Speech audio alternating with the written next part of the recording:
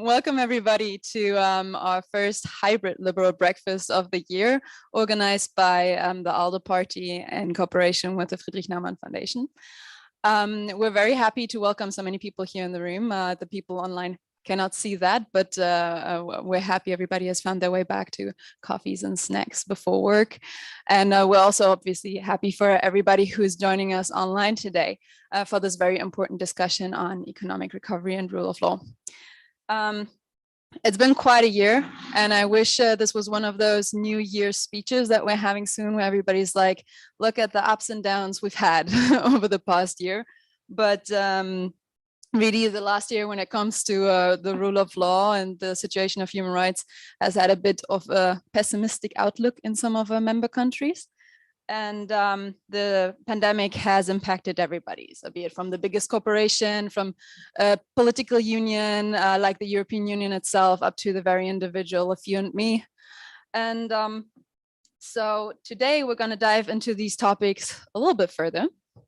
It'll be maybe a little depressing to begin with, talking about rule of law, talking about human rights. Well, we'll do our very best to end on a high note, talking about how we can get out of this with economic recovery that is fair and just and good for all the member states.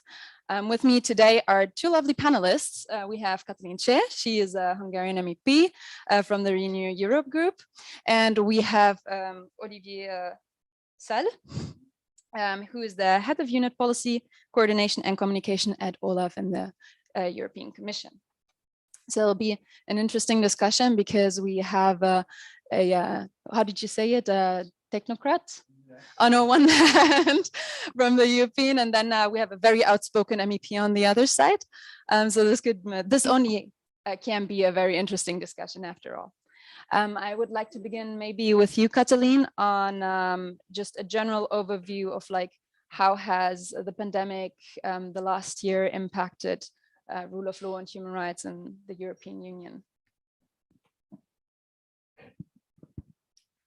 Well, first of all, let me thank the Friedrich Naumann Foundation and ALDE for hosting this very timely event, and particularly for inviting me to speak here. And I have to say that this is my first hybrid event in a way that I'm here physically and not behind the screen looking at my Zoom.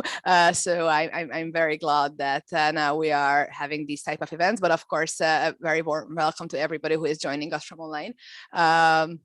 So I was considering whether I should be very pessimistic or very optimistic at the start, because I could be both. So I will just try to be realistic. Maybe that's a good balance. I believe that not only in the past year, but over basically the past decade, unfortunately, we perceived a very serious backsliding in terms of the rule of law and democracy within the Union. And this is a challenge I'm sure very few of us would have expected when we looked at how the integration goes in 2010, for instance.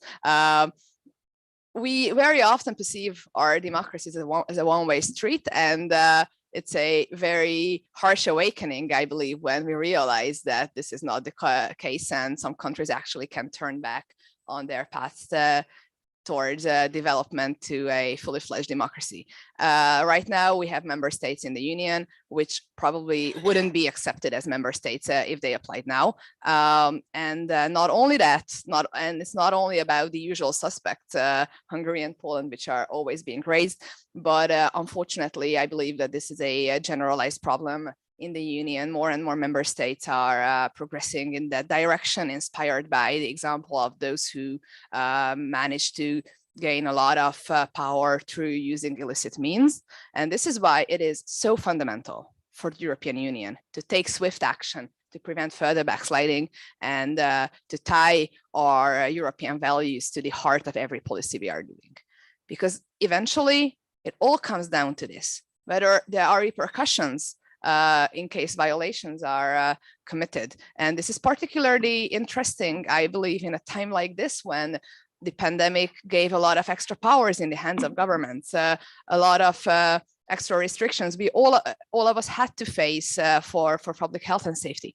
And extra powers mean extra responsibilities as well. And I find it outrageous, really, to see governments under the cover of pandemic preparation, exert measures that transgress human rights and curtail the rights of communities over necessary. It's just a example here. The Hungarian government in the pandemic preparation, or like the emergency legislation that happened under the pandemic, managed to put through provisions which prevent trans people for changing their legal sex. I have no idea what it has to do with the pandemic, but it's extremely hurtful for a sizable community. Or we saw an activist of my party, Momentum, in Hungary being taken away by the police because he posted critical comments about the government's health policy. I believe these were scenes that nobody really expected when we joined the union. But I also had to say that I was optimist, right? So I think that this was the year, and I have to be a bit proud of myself and the group, my group particularly, that because of the very strong push coming from the European Parliament, and I can say that we are at the forefront of these issues among the institutions, we finally managed to introduce legislation that is new. I'm speaking about, of course, the rule of law conditionality mechanism, a story that I'm sure we will criticize later on in this panel, but this is a groundbreaking instrument that can be put to good use, that ties our European money to our European values. It's high time, of course, for the Commission to use it. But this measure and the similar measures means that Europe is finally waking up, and the Parliament is at the forefront of this fight. Because this backsliding that we see not only in Hungary and Poland, but in like many other countries, can only be stopped if it is very visible that the EU is not standing by quietly when these rights are being violated. So if we want the EU to survive, basically, we have to go in that direction and be very, very strict when it comes to guarding the values this union was founded upon. Thank you very much. I'll give it right over to you, Olivier. How has the last year, and especially the COVID-19 pandemic and the crisis, impacted the work of OLAF and the findings of OLAF's work? Thank you. Good morning. Nice to be here as well physically, and to have a chance to discuss almost directly with Katalin and some of you. One word of presentation about OLAF. Maybe I don't know if everybody is super familiar with what we do. We are the EU Anti-Fraud Office, and we are a kind of strange animal because we are both an independent investigative office. We do some investigations in full autonomy and independence, but we are also a commission service. So we are also civil servants and working for the Commission as a whole. And of course, over the last 2 years, we have been quite impacted in our daily work, partially because part of our daily work is to go on the ground and to try to check that there are no frauds or scams against the EU money. The scope of our activity is only the EU budget. So that's where maybe I will not always step in, because we can kick in and be active when there are suspicions of potential frauds and problems with the EU budget. So part of what is happening in the rule of law context, like freedom of expressions, media, is not completely relevant in our daily work. So it has been difficult over the last 2 years because we were not traveling so much, or much less than before. But still, we have managed to remain active and committed, and in the reports we release every year, actually, we have managed to still succeed in opening new cases and closing some cases. There are some OLAF reports which are accessible, and maybe some of you have noted that we also have been quite active in the context of the COVID crisis itself. We have opened some investigations last year against fake protection material. You know that there are some fake masks, fake gel. So there have been a lot of cases on that, and together with the national authorities, we have managed to block more than several millions of fake products. And two, also last winter, we did we did a warning against fake offers of vaccines. Not fake vaccines, but sometimes governments were receiving some strange mails or strange calls offering them to buy some vaccines. And here again, in good cooperation with the member states, we have managed to see that there were scams and fake offers. So we issued a warning to all member states, and actually it stopped immediately. So that's two examples of what we have been doing despite the different working conditions. But like all of us, like you, we have learned to do some interviews and investigations remotely via Skype or via Zoom. So we are happy to go back to some more normal and operational ways of working. Thank you. It's interesting to hear that at the end of the day, we all kind of had the same issues. Whether that's a good thing or a bad thing, we don't know.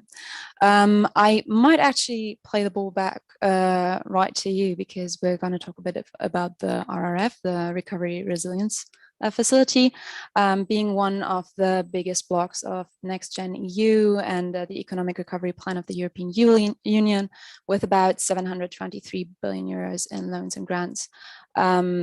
Maybe you could elaborate a bit more about the role of OLAF, about the audit and control and implementation. Yes, sure. So most of this big framework of Next Gen EU and the resilience and recovery facility is public and well known. Just to remind that this is the biggest effort of trying to help EU citizens, business to recover and go out of the crisis. What is interesting is that the delivery model is a bit new. It will be EU public money, which will be kind of given and managed by the member states directly, but against some agreed targets and objectives, which are largely oriented towards the digital and the green transition. And the system makes that member states were expected to propose a national plan explaining a bit how they will use that money, and also explaining how it will be implemented and also controlled to make sure, and that's a key objective of the union as a whole, not only from the institutions or from the office, is to make sure that the money will reach its purpose and its target. Actually, it's interesting to remind that this shift has started already 10 years ago at the moment of the financial crisis. Because all the national budgets were reduced, there was a kind of extra pressure to make sure that public money was used correctly, and that every single euro from EU budget or national budget will reach its objective and target. And in a way, the role of the anti-fraud office is also to contribute to that, to make sure that there is no scams and frauds, and make sure that some of that money is not defrauded to miss its objective or initial target. So briefly, just to remind you the basic elements, member states are expected to explain how they will implement that money and fix some targets and milestones. And part of those targets and milestones also embed some control and audit mechanism. So they have to explain how they will make sure that this money will be managed correctly. All those national plans have been checked and evaluated by the Commission services as a whole.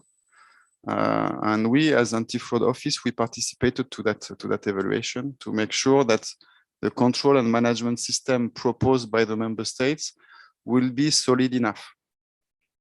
Then in terms of institutional procedure, you might remember, then the Commission was proposing an evaluation and assessment to the Council, and the Council adopted most of those national plans. Now a few of them are still missing. So just to conclude, and we can come back to it a bit more in detail, we have participated as anti-fraud office in the assessment of the national plans to make sure that that the structure in place in the member states will be solid enough to make sure that they will not be defrauding money and potential scams.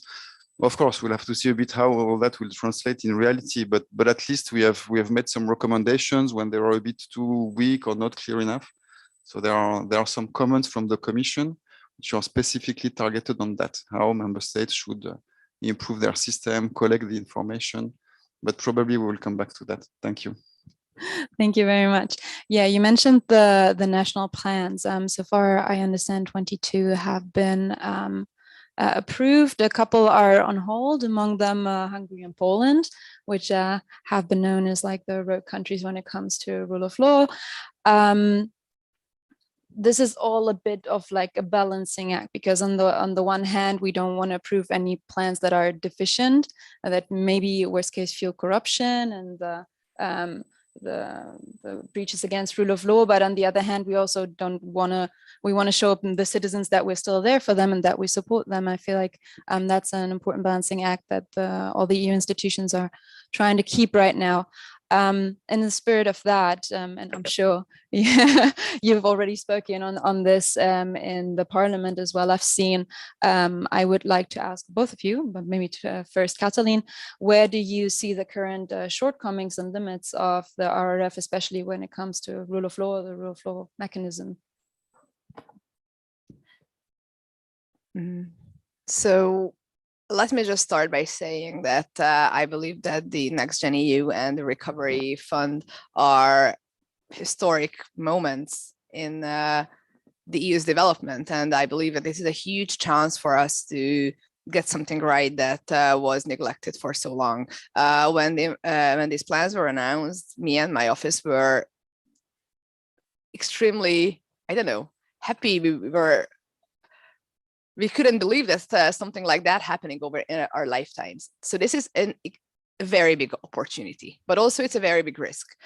So first of all, we have to prove really to all of the citizens, to all of you who like pay taxes, and this taxes eventually a part of it gets redistributed to other countries, other projects, that this money is being spent well. If this money is not being spent well, I believe that there will be a huge breach of trust of the European citizens, and it can lead to unimaginable backlash and repercussions politically also over the coming years. And this is why it's so essential a bit also to talk about the rule of law again. I know that those who've been following these discussions for a while here, this might sound like a broken record, but it's very important to stress it again, that as it was mentioned before, the national governments have a lot of space in how they spend their money, how they evaluate what plan is worthy, how they check for shortcomings. And if we cannot guarantee, or if they cannot guarantee that this is done in good faith, over the necessary oversight and scrutiny of justice and of independent institutions, if the balance, if checks and balances are not there in a country, then how can we ensure that we entrust a country with, well, huge sum of money, and then we receive reporting back from them that all is fine, to believe it? So I think this is a very general problem, in a way, that we can only work with governments if they want to work with us. And this is why that so many countries, of course, over the course of evaluation of their plans, received recommendations on, what to improve. Some of the plans were put on hold for a while, but when these shortcomings were corrected, if a government is acting in good faith, if they sit down with an expert and the expert tells them that you have to make this or that correction, then they go ahead and do it. If they don't want to do it, well, that's a very big question. You mentioned the Hungarian plan or the Polish plan. I remember last week in the plenary, I heard a Hungarian government party colleague intervening, who pushed the narrative, which is present in Hungary for the past months. Please believe me what I say, because it will sound surreal, but this is really true.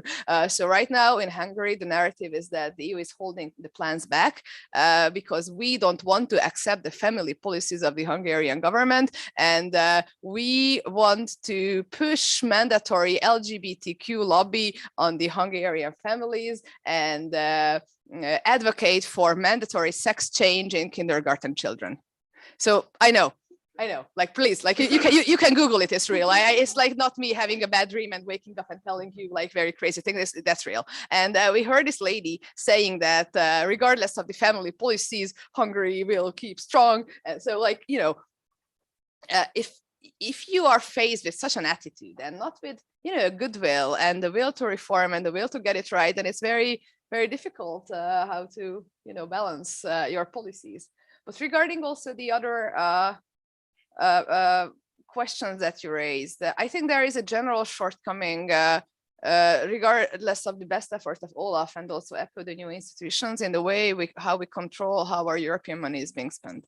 For instance, we still don't have a full database of, for instance, beneficial ownership of companies. We still don't have an adequate framework where you can search data in a database to investigate. I remember, it's a bit different, sorry, but then when it was about the agricultural funds, we had a hearing in Content. They told us that in the Budget Control Committee of the Parliament, we were told that there are something like 200 different reporting systems about agricultural money, and these systems are not searchable. They are very obscure.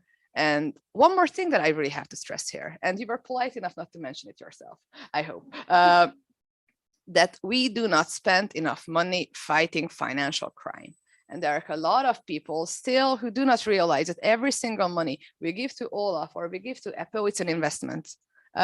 If you give them, if I give you €1, you probably recover 1,000 euros. But still, your office is so understaffed. And when EPO was created, basically a lot of OLAF staff was regrouped to the EPO. I don't know what they believe, that you in the OLAF don't have anything to do.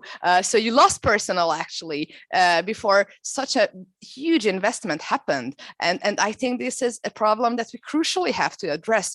If we don't have the people who check for financial crimes on behalf of the EU, if we do not invest in that, then how can we guarantee that you can do the job that's required from you in the framework of these extra challenges? So I think this is something that we have to put high on the European agenda. And as a close, and I think we will come back to that, the rule of law conditionality mechanism, which eventually can lead to even a suspension of money if the financial rules are not respected. Of course, nobody wants, like really nobody wants to cut money from countries. We want to ensure that reforms are made, that this money is being spent well. And this is the instrument are good for, that we are fighting for and we are advocating for. The money can get where it belongs to the businesses, to the local communities, that it's not politicized, that we cannot see cases where a government city gets more money, and if an opposition-led city doesn't get any, the EU money is not for campaigning. So we have to have a good framework to ensure it. And I still think that even though the recovery fund is a good project, some tweaks still could be done to make the controlling much better. We went on a journey here, but it was very great. Thank you very much. Olivier, do you have anything to follow up? Yes, a few things. First of all, to concur with Katalin on the importance of this new RRF package. This is both economically and politically unprecedented, of course, and I can echo the feeling you felt when this was announced. This is a major breakthrough, including in terms of how this money is put together and kind of mutualization of the EU debt. This is really unexpected and encouraging, so to speak. Now, of course, the challenge is how all that will translate into reality. Also grateful for the support of the Parliament about trying to reinforce a bit the resources and staffing levels in some of those institutions. It's true that we are struggling a bit. The work is not diminishing, but the resources are decreasing. So ideally, it will be good to have a bit of support and reinforcement, but it's a decision by the budgetary authorities, so the Council and the Parliament. So I will not say much more about that. On the rule of law mechanism, it's a fairly wide and complex process managed by the Commission as a whole. And like I said before, there are only a few elements on which, as the anti-fraud office, we are partially concerned. It's what concerns the management of this EU public money. And here, just to highlight two elements, there are some new rules which have been adopted thanks to the push by the Parliament. Indeed, on some potential conditions to make that money will be correctly implemented in the member states. That's what we call the conditionality mechanism, which was adopted end of last year, and it's in theory applicable since the beginning of this year. Now there are some political difficulties behind it and legal. The Polish and Hungarian governments have challenged this decision to the court, which makes it a bit difficult for the Commission to act in the meantime.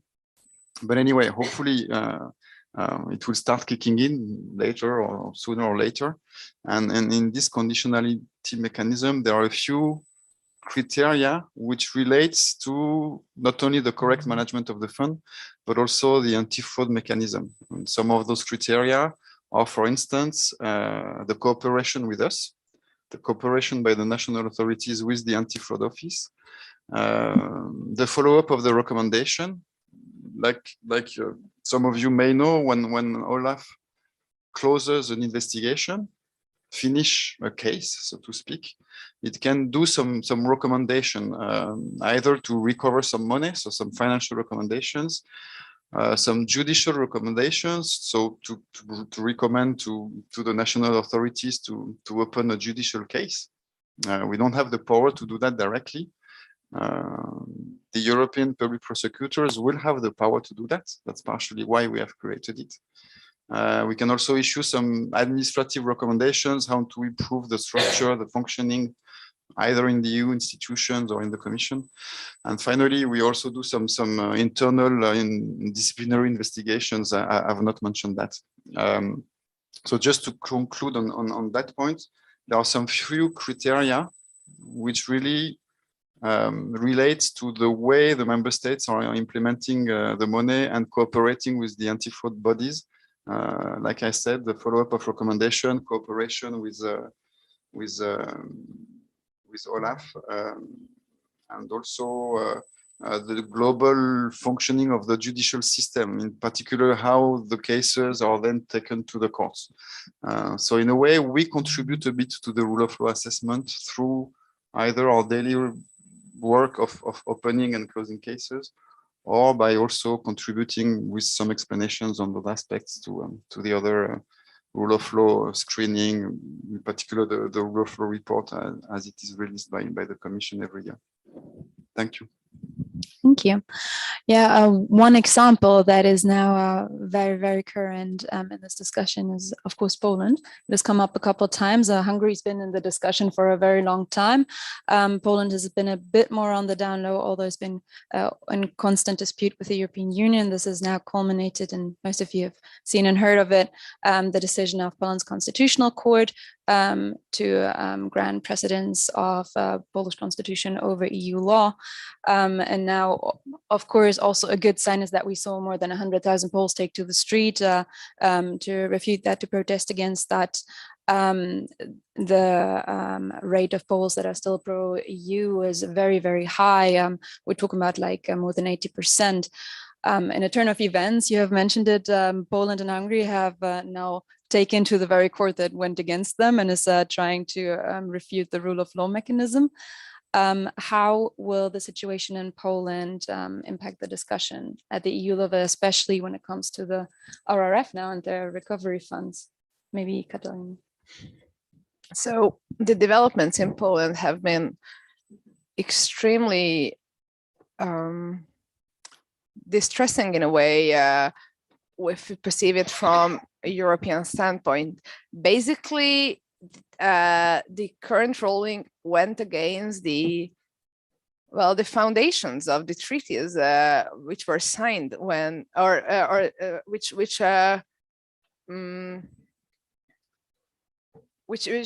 govern the functioning of the Union. If we say that a member state's law overrides European law, that really basically brings the entire membership of this country into question. And putting that in contrast with the political support from the members of the country of European membership, this is a very troubling precedence, in my opinion.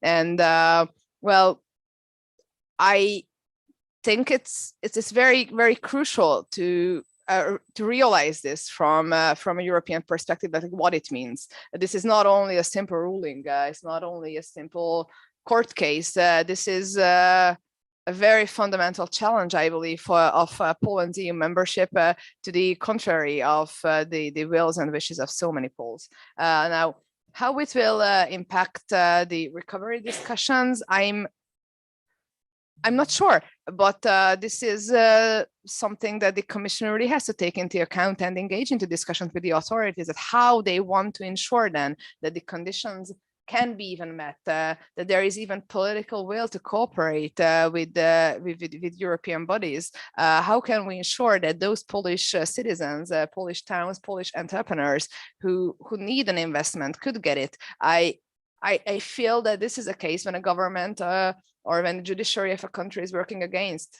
their citizens.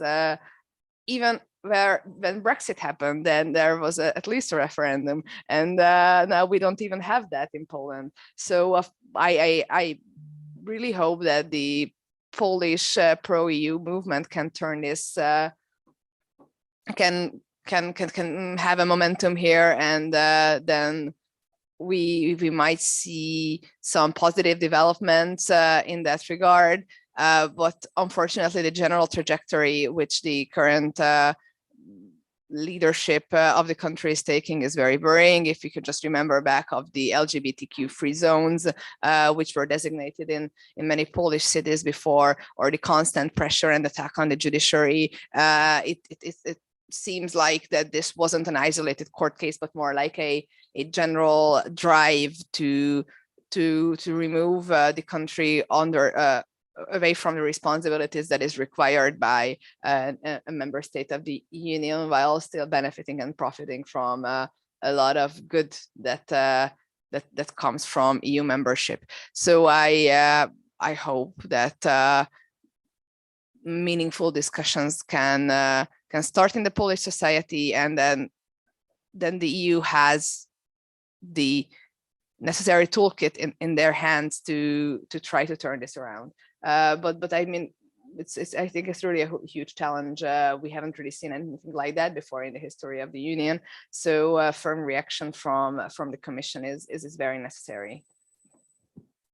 And the Commission has released a statement on this, but maybe you have something that you would like to add. Well, actually, no. This is a fairly far-reaching and big political issue on which the office itself doesn't really have a say. I can just echo what Katalin said. This is a clear example where the institutions, not only the Commission, in a way, are a bit confronted with a critical conundrum of on one side trying to preserve the EU values and make sure that all those values of freedom, of liberty, of equality are upheld correctly and applied correctly, and that means being firm and strict also in the way we implement EU money and EU support. But on the other hand, trying to avoid depriving the citizens, the business, the people in the street to get a bit of this also financial and political support through the RRF program. So this is a very delicate situation on which the three institutions, Commission, Parliament, Council, will have to try to work together and design a way out, a solution. Historically, we often say that it's through a big political crisis that the EU makes some progresses. So let's remain optimistic.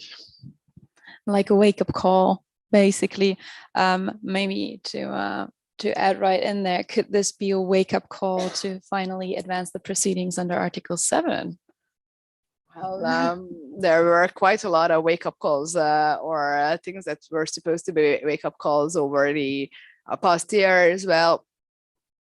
I do hope it will be, because what I really want to stress that this is not a problem of Poland. This is not a problem of Hungary. This is a European issue, because if other countries take inspiration from these proceedings and they see that the EU is, well, okay, like Commission issuing statements. Okay, that's like, of course, probably very concerning for those wannabe autocrats who are sitting in certain presidential palaces. But still, if they see that the EU membership can come separated from EU values, or sorry, not EU membership, but EU like subsidies, EU funding, and the benefits of the EU can come while the responsibilities should not be taken on, then we will see many, many Poland and Hungary cases all across Europe in the coming years. And I mean, for instance, just look at Slovenia and the media situation over there, or look at the financial fraud situation in many other countries.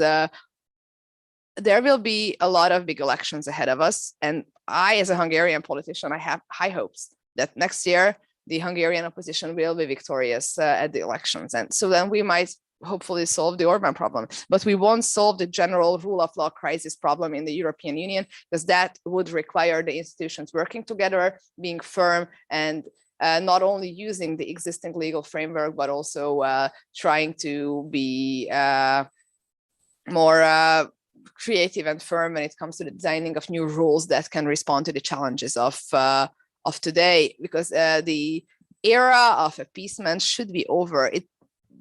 These leaders, these government leaders, they won't change their opinion just because some polite pressure is made.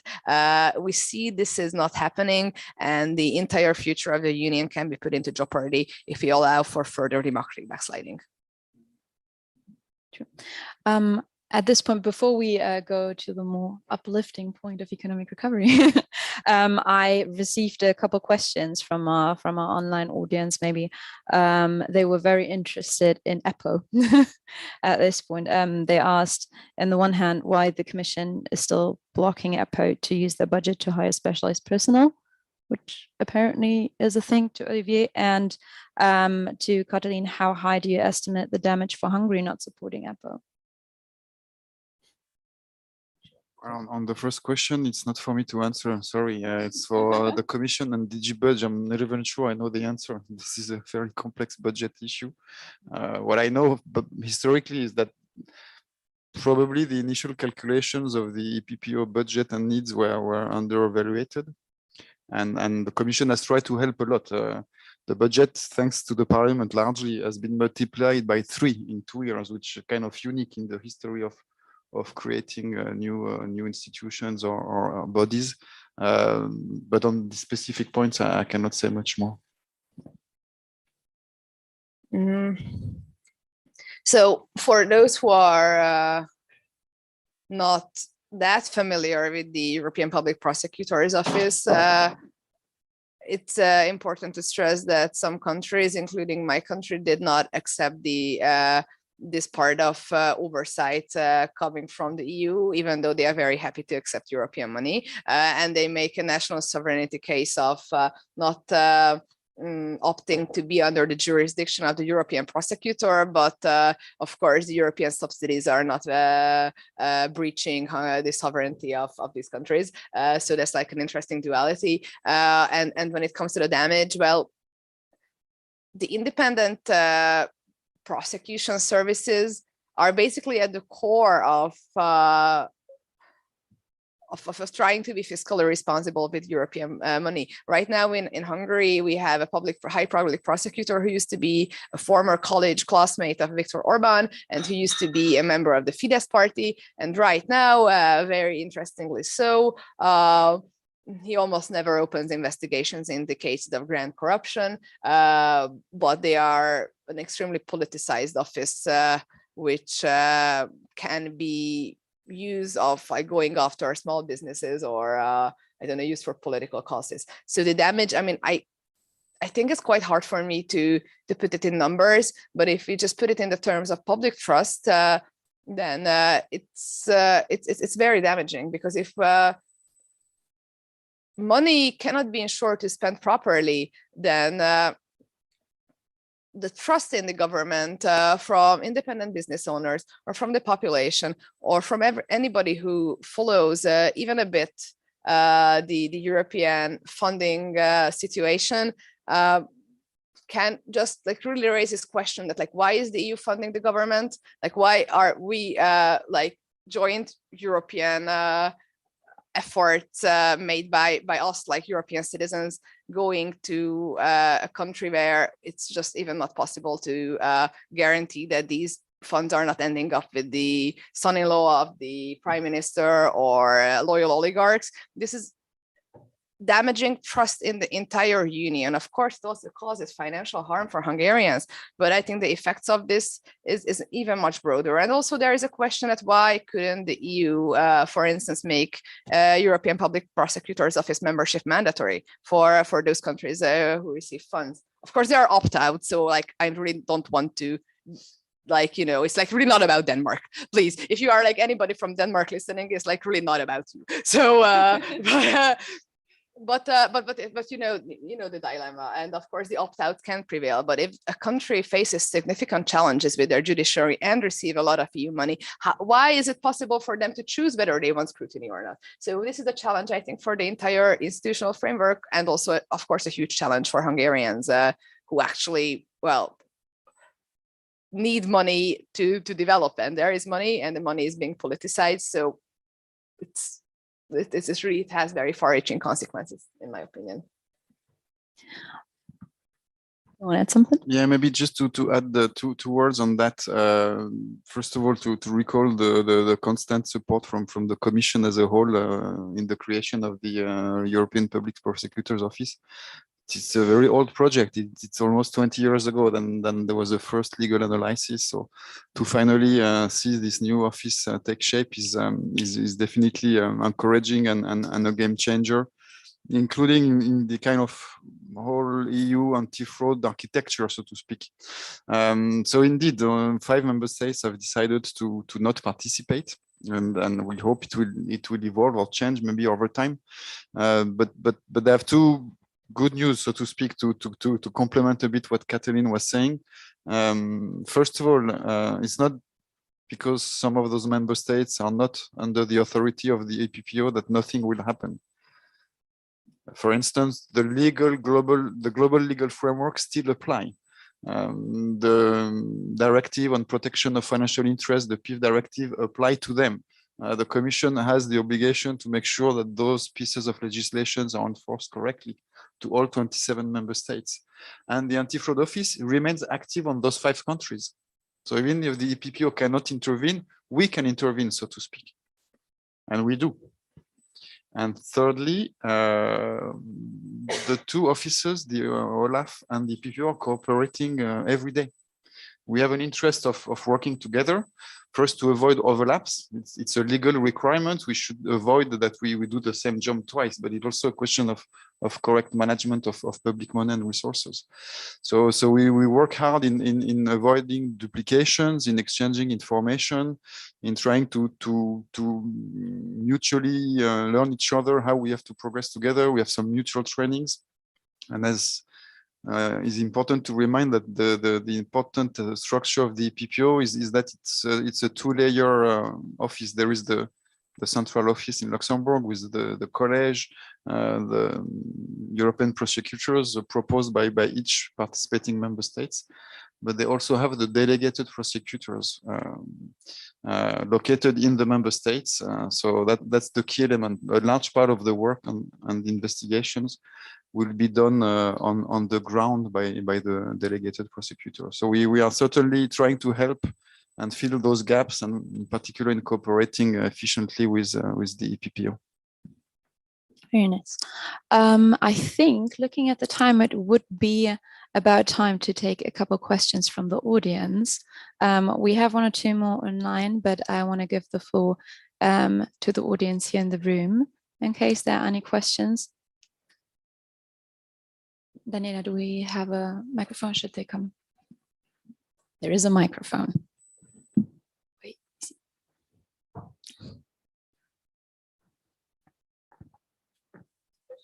Is it working? No. But you can also just come to the front and take it.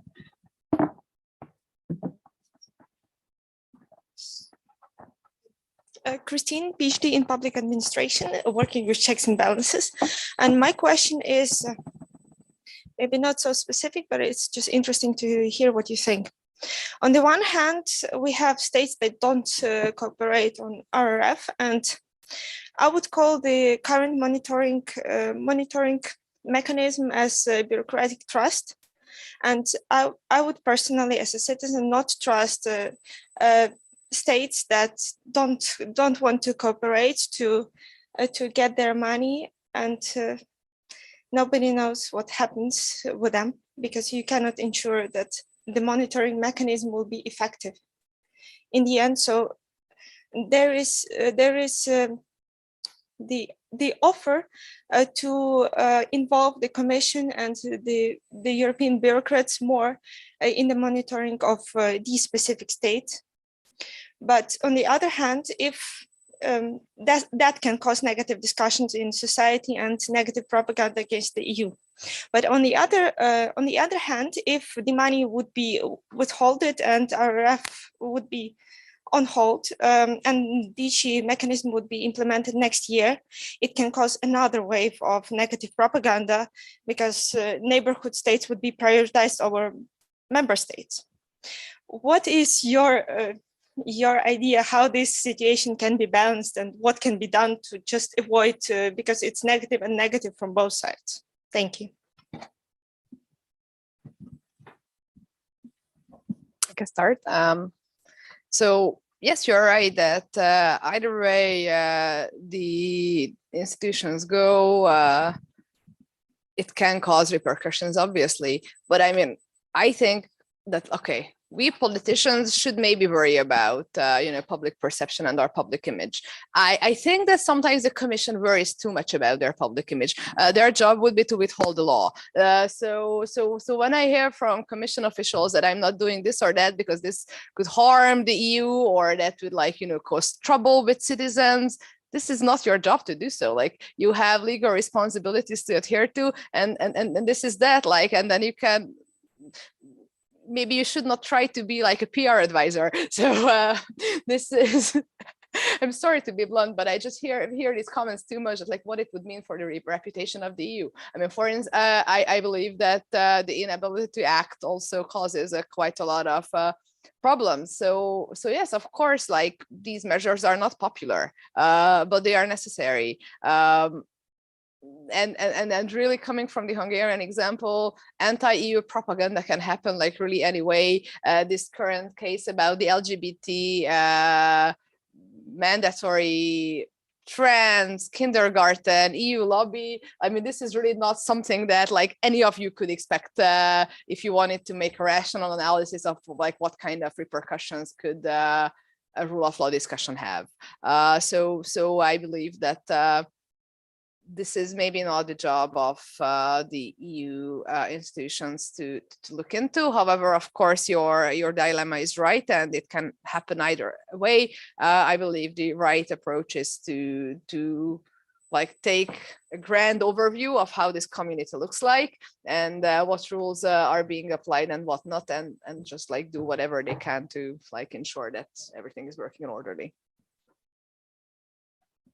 Yes, maybe to add one or two elements. The question is very pertinent, and it's true that this RRF package is creating a lot of specific challenges. First, it's creating an opportunity for fraudsters, and that we should not forget that when there are big amounts of money flowing in, there is a risk that some fraudsters or organized crime we will start looking at it, and that's why we have to be very strict in making sure that money is correctly controlled and spent, with the risk that it will maybe not come quickly enough, not flow enough. So a bit like Katalin was saying, that's typical of the Commission being exposed to different risks and being potentially criticized either, but because we are not strict enough or not quick enough or too strict. That's part of our business, no problem.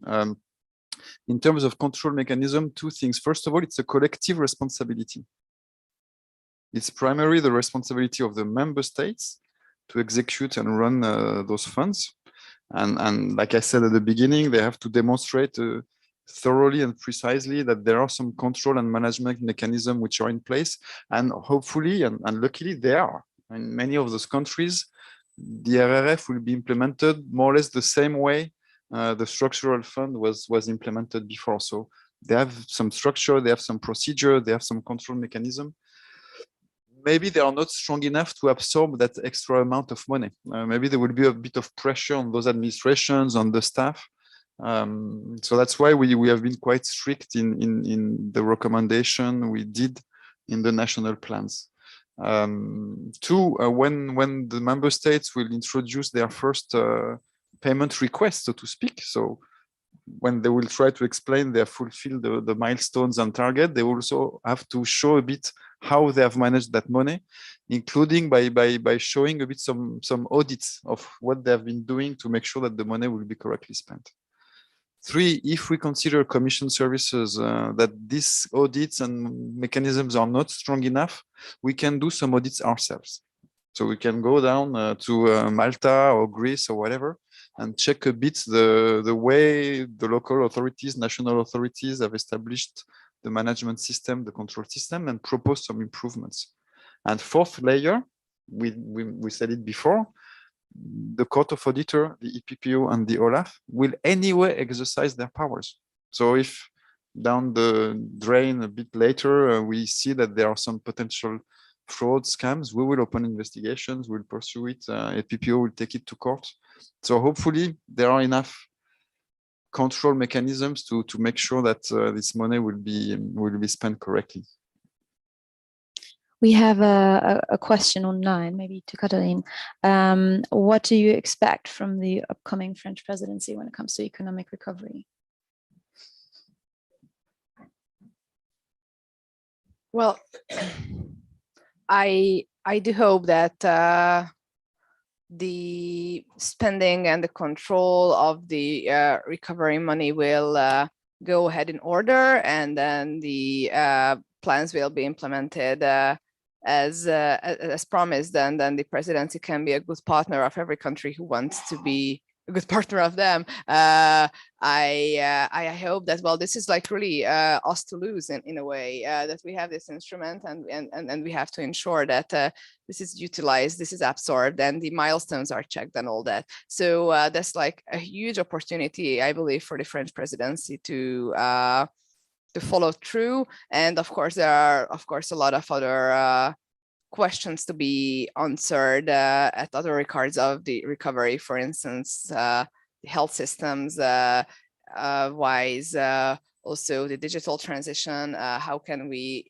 really ensure that these milestones that were set are met accordingly, that the money is spent indeed for those causes productively that we originally designed. This will, of course, be a joint pursuit, I believe, of the Council, Commission, and Parliament, hopefully. But this ball is now rolling, and I hope that it can really ensure that the high expectations of European citizens are met. Okay, maybe we can take one more question from the room. There's any people are shy. Okay, then I'll ask a bit of a closing question, which encompasses everything we talked about today, to both of you. How can the EU and member states work together to ensure a high quality economic recovery that also strengthens European democracy? Who wants to start? Ladies first. Well, this is a very ambitious question. We solve everything tonight. Yeah, solve everything today. I mean, I really think that eventually what we need to realize in every institution, every country, we are all in this together, that Europe is not an isolated island in the global sphere, but we are operating under very difficult geopolitical, economical, global circumstances. We only stand a chance if we work together. If we do not treat each other as the enemy to be conquered, or if we do finally realize that building obstacles towards our joint progress just really does more harm, not only to the community, but to every country than good. And I feel it's very interesting that, for instance, my country is so much protesting against EU integration or European policies, which really experienced what it was like to belong to the Eastern Bloc, where you didn't have a voice at the table. And I think this is a very harsh reminder for every single one of us that now we have this opportunity, now we have this challenge to work together economically, politically, create an ever closer union, as we say. So we can take good use of the Conference for the Future of Europe. We can work on how we could better use our joint European capabilities, and instead some countries are just protesting against the EU legal order and of the foundations of this community. So I believe that the right policy or the right direction should be to kind of like streamline joint pursuits and joint workings. It was like a very, very generalized answer. I'm sorry for that. But I think that really the foundation of this whole project is missing in some cases. We cannot survive if we are separated, but we can be strong if we are united. And this is a direction I believe that we should be pushing for in the months and years to come. Thank you. Well, the questions you have put, Jana, is quite far-reaching, and obviously I don't have a magical answer to that question. I was about to say some similar things like Katalin did, but maybe from a different perspective. The key words, in my view, are cooperation and trust, in the way that to make sure that this big money will be rolled out and implemented correctly, we have to work together. First, the three institutions, and globally we do. There is a bit of fights and taking positions here or there, but globally the three are trying to guide the EU in a common direction, and even more importantly, a good cooperation between the EU level and the national level. And this is happening every day. I mean, in the screening of the national plans, we have been having the Commission services, some daily meetings with national administrations, trying to understand better, trying to point them where they should make some progresses, improve the structure of their plans, the milestones, the targets, but also the monitoring. And then globally it works well. So sometimes we are focusing a bit too much on what could derail, what could go wrong, the gaps and the weakenings of the system. But most of it is fairly well operational and structured.